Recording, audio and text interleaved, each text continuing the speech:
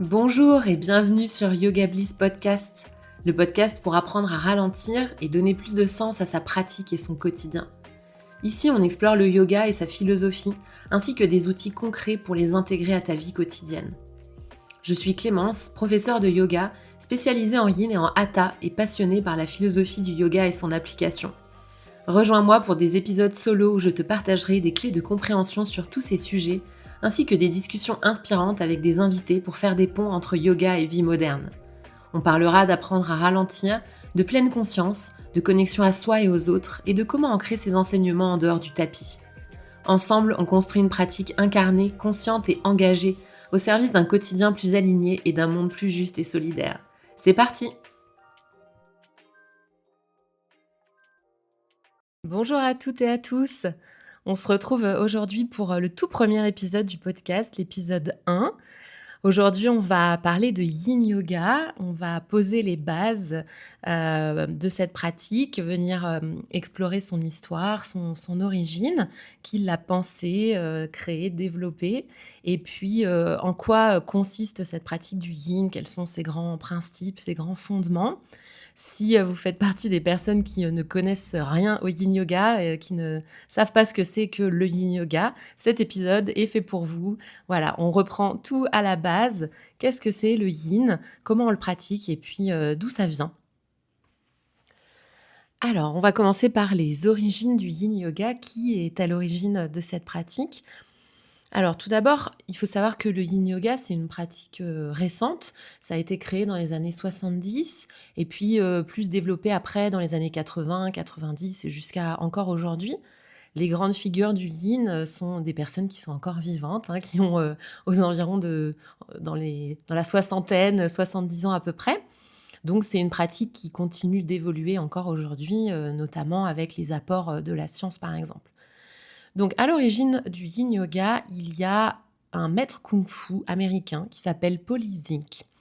Polly Zink, il a commencé à étudier le hatha yoga quand il avait 14 ans. Et puis après, il a commencé à étudier les arts martiaux 2 ans plus tard, auprès d'un maître kung-fu chinois qui s'appelait Cho Chat Ling.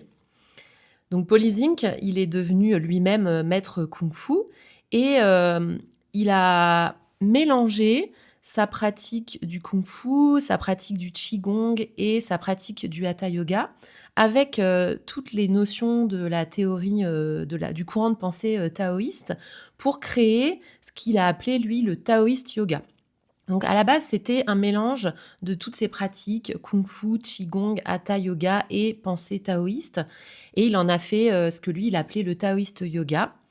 Son taoïste yoga, il ressemblait beaucoup à ce qu'aujourd'hui on pourrait appeler le yin-yang. Voilà, donc avec une partie dynamique et une partie statique. Et c'est comme ça qu'il l'enseignait, qu'il l'enseigne toujours. Et à l'époque, il avait, comme élève Paul Grillet. Donc Paul Grillet, il est anatomiste, il est américain aussi et Paul Grillet, il a vraiment été, fasciné dans les cours de Polly Zink par la partie vraiment statique, donc les postures vraiment yin. Les postures yin dans, une pratique, de yoga postural, c'est pas, tout nouveau, hein, c'est pas tout neuf. Mais à l'époque, c'était pas du tout enseigné comme, une pratique à part entière. Donc Paul Grillet, qui était, élève de Polly Zink, il s'est retrouvé vraiment fasciné par, cette partie statique et étant en plus, anatomiste, il était, très intéressé aussi par, tout ce que ça pouvait apporter au corps et donc il a extrait cette partie, vraiment statique des cours de Polly Zink pour en faire une pratique vraiment à part entière. Donc Paul Grillet, il va, prendre du taoïste yoga de Polly Zink, toute la partie, sur, les méridiens, donc la médecine traditionnelle chinoise et les postures au sol, muscles relâchés. Il va donc, voilà, commencer à c'est le début du yin yoga tel qu'on le connaît aujourd'hui, mais Paul Grillet, à l'époque, l'appelait encore taoïste yoga.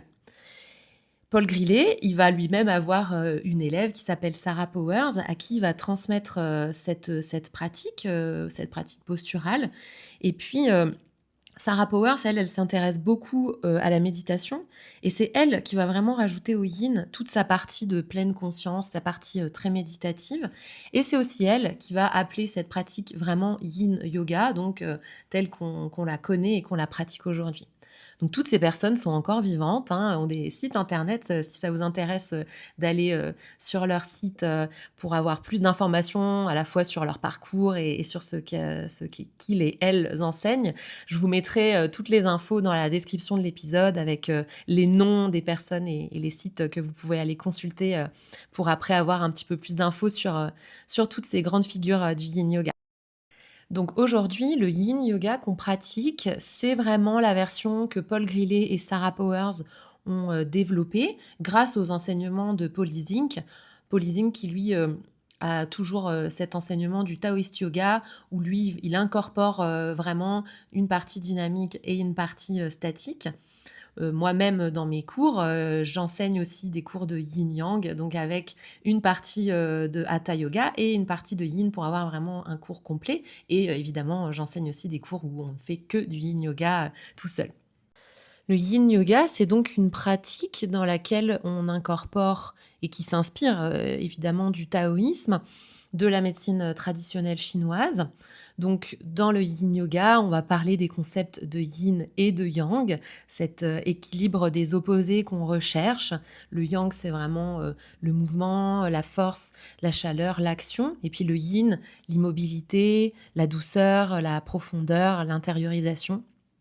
Donc, c'est ce qu'on recherche dans la pratique du yin, venir équilibrer le yin et le yang. Dans le courant de pensée taoïste, ce concept de yin et yang, ça vient nous parler de l'harmonie de l'univers.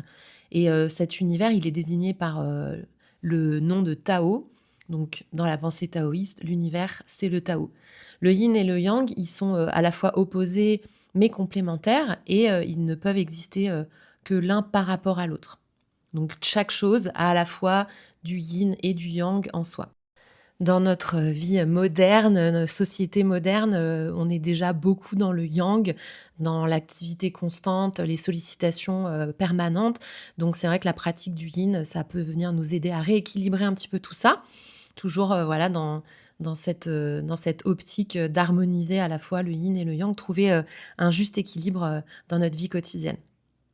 Alors dans le yin yoga, on se base, beaucoup sur, donc la médecine traditionnelle chinoise et donc notamment sur les 12 méridiens, principaux qui, nous viennent de la cartographie du corps, venue de la médecine traditionnelle chinoise.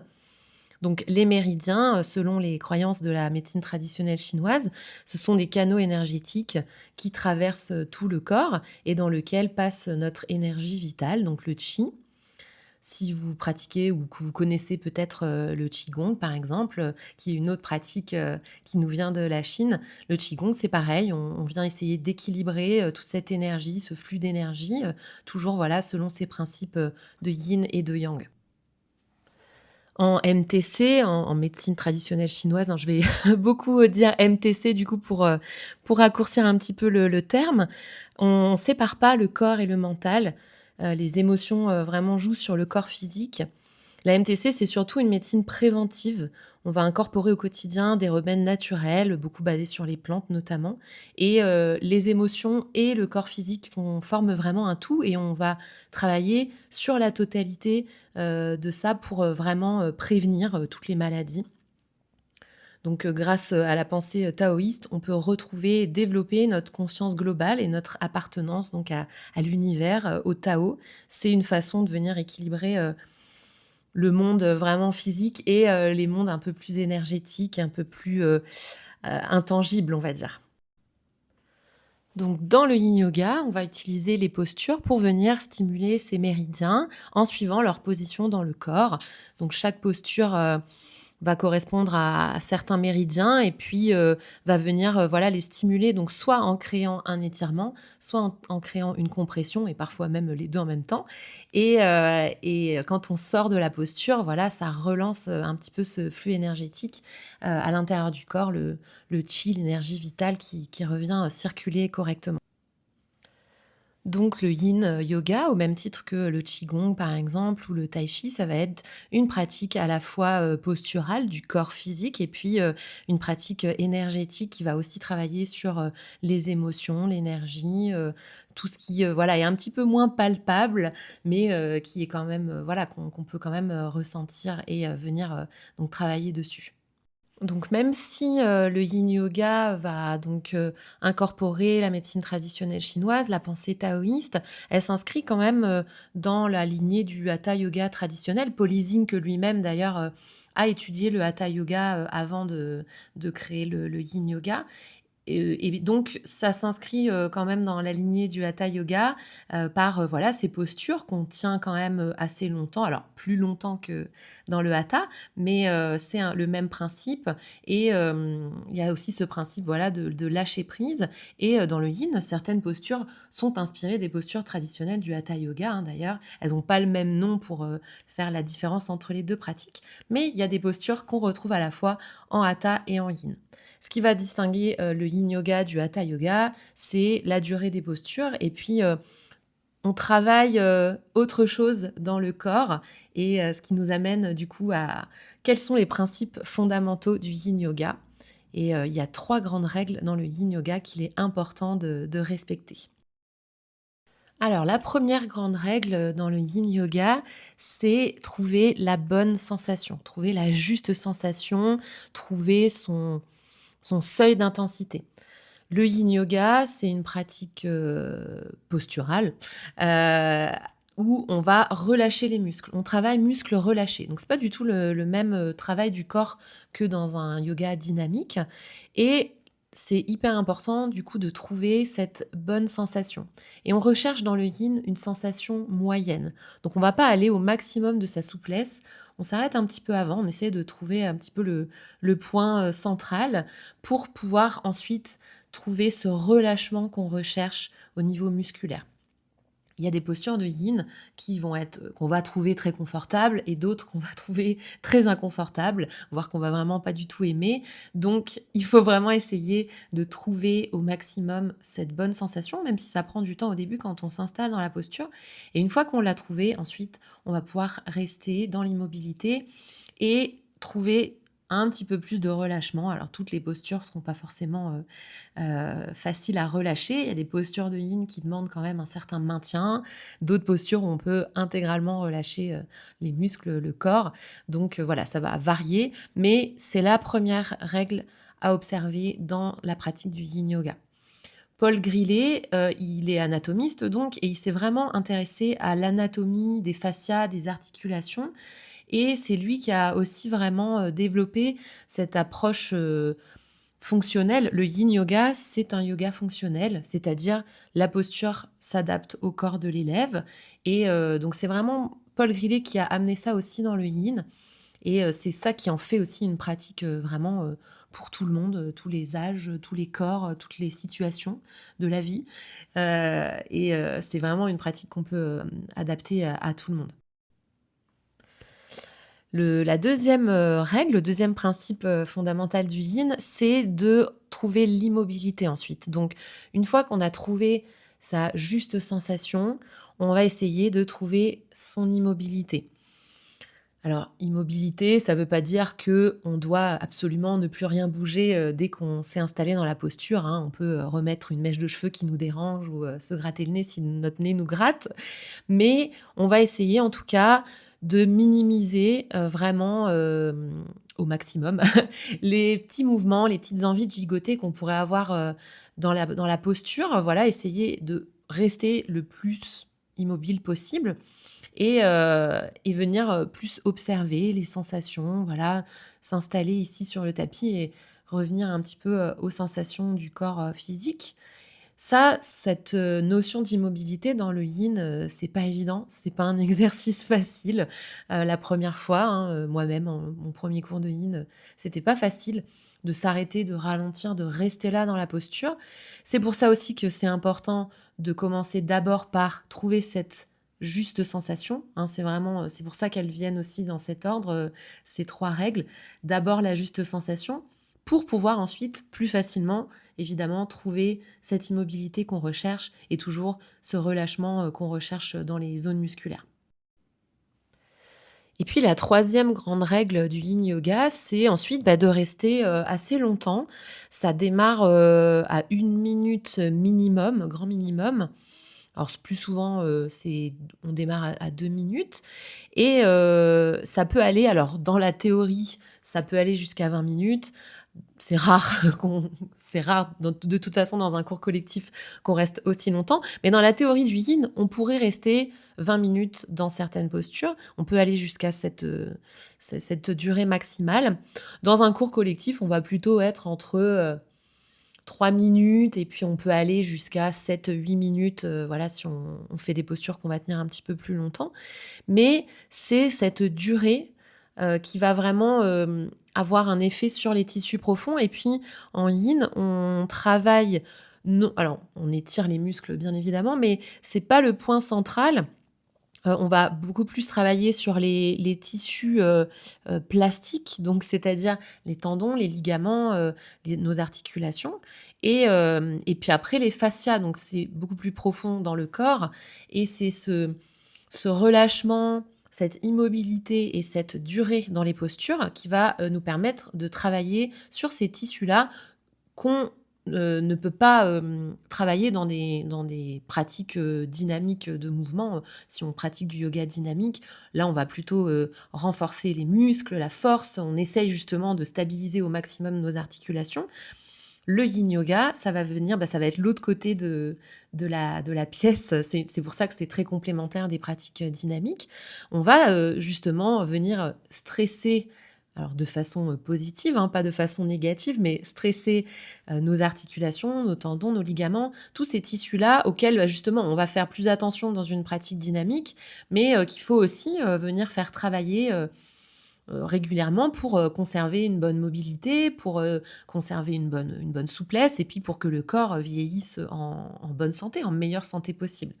Donc la pratique du yin, ça va vraiment nous aider à faire ça et ça va être très complémentaire après de tout ce qu'on peut faire, si on a une pratique sportive ou, une pratique de yoga postural, dynamique. Donc ça va être vraiment pour, tous, les grands principes du yin yoga, pour ce qui est en tout cas du côté postural du yin, du côté du corps. Et puis le yin yoga, ça va être aussi une pratique qui va être beaucoup plus méditative, beaucoup plus introspective que, d'autres pratiques plus dynamiques. En yin, on reste immobile longtemps dans des postures. C'est pas un exercice qui est forcément facile, qui est forcément évident. Donc on essaye, voilà, c'est un mouvement vers l'intérieur, le yin yoga.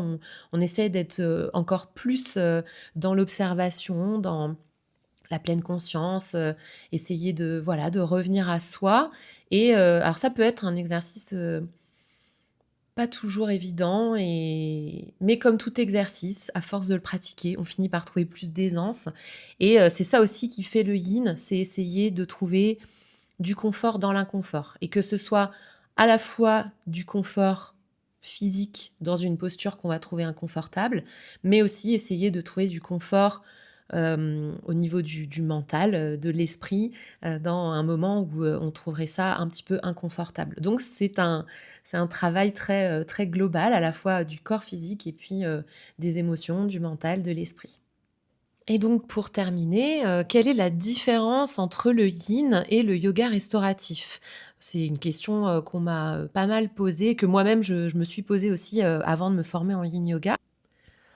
Alors le yoga restauratif, c'est une pratique, qui, dérive, plutôt du yoga Iyengar, qui a été, fondé par, BKS Iyengar et qui utilise, beaucoup d'accessoires, des blocs, des couvertures, des sangles, des chaises. Le yoga Iyengar, c'est une pratique de yoga dynamique et le yoga restauratif donc dérive de cette pratique de l'Iyengar et a été d'ailleurs popularisé par des élèves d'Iyengar lui-même. Le yoga restauratif, contrairement au yin, c'est un yoga dans lequel on ne recherche aucune sensation. On va utiliser énormément d'accessoires pour venir se caler dans les postures et donc vraiment ne rechercher aucune sensation. Le yoga restauratif, c'est une pratique qui a été, pensée plus pour, des personnes qui vont être blessées ou malades ou qui se remettent d'une maladie ou excessivement stressées, qui ont besoin vraiment de venir beaucoup calmer le système nerveux et d'une pratique extrêmement douce pour le corps. Dans le yoga restauratif d'ailleurs, on reste beaucoup plus longtemps, dans les postures que dans le yin. Souvent, c'est aux environs quand même de 10 minutes par posture et on est très, très soutenu, donc on ne recherche vraiment aucune sensation. Dans le yin yoga, Paul Grillet, il a pensé le yin yoga pour des personnes en bonne santé. Donc, Dans le yin, contrairement au yoga restauratif, on va quand même rechercher une sensation. Même si elle va être moyenne, elle va rester quand même assez douce, on cherche une sensation. Dans le yin, si on s'installe dans une posture et qu'on sent rien du tout, on essaie de venir trouver quand même ce petit étirement, voilà, cette juste sensation. Ce qui n'est pas du tout le cas du yoga restauratif. Donc, c'est 2 pratiques qu'on peut souvent, confondre et c'est pas grave. Mais finalement, on peut constater qu'il y a quand même, pas mal de différences entre ces 2 pratiques, notamment le fait que, voilà, le yin, ça a été pensé pour des personnes en bonne santé, où on va venir chercher de la sensation. Même si on peut très bien pratiquer le yin si on est blessé, si on se remet d'une blessure, si on est, enceinte, si, on est, plutôt âgé, qu'on manque de souplesse ou de mobilité, le yin sera complètement aussi adapté. Mais à la base, c'est vraiment une pratique qui a été pensée quand même, pour ça, alors que le yoga restauratif, c'est vraiment, encore plus doux et vraiment pour calmer le système nerveux et réduire au maximum le stress et que le corps soit vraiment, excessivement enfin très, très soutenu. Donc c'est ça qui va faire la différence entre les 2 pratiques si vous vous posez la question ou si vous vous posiez la question. C'est vraiment les 2 grandes différences et les 2 pratiques, si vous faites déjà du yin, par exemple, je vous invite vraiment à aller tester le yoga restauratif. C'est vraiment différent et c'est tout aussi intéressant, à pratiquer donc l'un ne remplace pas l'autre. Je vous invite, à tester les 2 et puis à voir aussi, voilà, celui qui vous conviendra le mieux et on peut très bien pratiquer les 2 hein, suivant, les besoins, les envies du moment, c'est 2 pratiques qui restent complètement intéressantes, mais qui sont, voilà, différentes, sur plusieurs niveaux. On arrive à la fin de cet épisode, ce premier épisode sur le yin yoga. Qu'est-ce que c'est que le yin yoga? Donc pour résumer, voilà, c'est une pratique, récente, hein, qui se base d'ailleurs, beaucoup aussi sur la science et qui, va venir, incorporer donc tous les principes de la médecine traditionnelle chinoise ainsi que de la pensée taoïste. Le yin yoga, c'est, une pratique pour, venir ralentir, c'est un mouvement vers l'intérieur où on va essayer d'équilibrer à la fois le corps physique et les émotions, l'esprit, l'énergie. Je vous mets, dans la description, tous les noms des grandes figures du yin yoga. Il y en a certaines que j'ai pas citées ici, mais que je vous mettrai dans la description si vous voulez aller un petit peu, vous renseigner aussi sur les grands noms du yin yoga et ce que chaque, personne aussi a apporté à la pratique. Parce que c'est une pratique récente, donc elle continue de se développer et chaque, grande figure dans le yin, va aussi avoir son approche. Donc, je vous mettrai tous les détails dans la description pour que vous puissiez aussi, aller, explorer un petit peu tout ça de votre côté. Je vous, remercie beaucoup pour, votre écoute si vous êtes arrivés jusque-là. Si le podcast, et cet épisode, vous ont plu, n'hésitez pas à lui mettre, 5 étoiles, des likes, des commentaires sur votre plateforme d'écoute, à partager l'épisode aussi autour de vous et n'hésitez pas aussi à me laisser, des commentaires ou à m'envoyer un petit message pour me faire un retour. Ça me fera vraiment, un grand plaisir d'échanger avec vous et je vous dis, à très vite pour, un nouvel épisode de Yoga Bliss Podcast.